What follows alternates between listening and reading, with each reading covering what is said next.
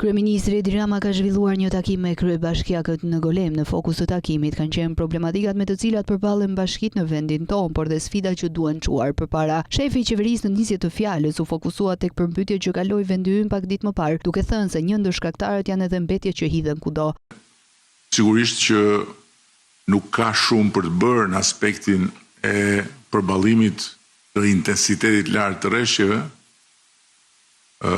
por patjetër që ka element të kësaj situate që lidhen me njeriu. Dhe pam se si kjo situatë u ndërlikua ndër të tjera edhe nga papërgjegjshmëria rrënjëse e shumë kujt ndër ne që si qytetar i kësaj Republike apo si vizitor shqipfolës kryesisht, sepse nuk janë turistët e huaj që hedhin mbetjet plastike të konsumit tyre të përditshëm në rrugë, e konsideron këtë vend si një landfill kudo ku ndodhet dhe hedh shishen e zbrazur të ujit apo të pijeve jo alkolike ose qesen plastike.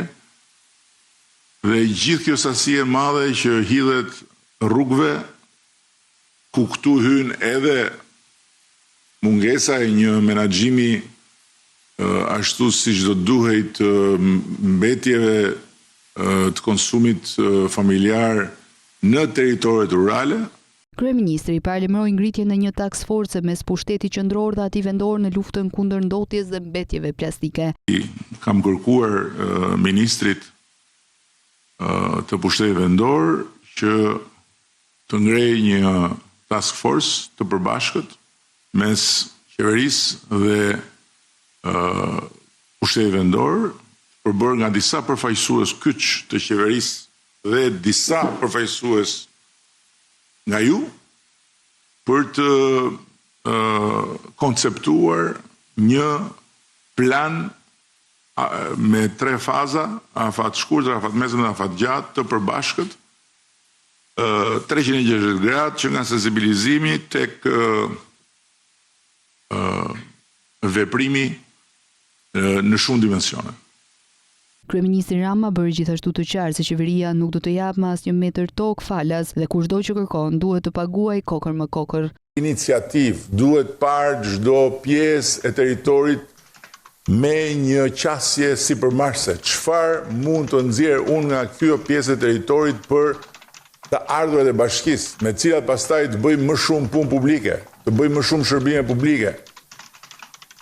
Nuk mundet dot të rrini dhe të prisni vetëm nga buxheti i shtetit. Dhe të prisni vetëm nga tarifat dhe nga qerap. Nuk mundet dot. Duhet kaloni në një fazë tjetër, sidomos disa bashki që i kanë të gjitha mundësitë, kërkesat, potencialet, po dhe bashkitë më të vogla mund dhe duhet ta bëjmë të gjithë. Dhe këtu vi tek një pjesë tjetër. Bëm një takim ekskluziv për paketën e mala.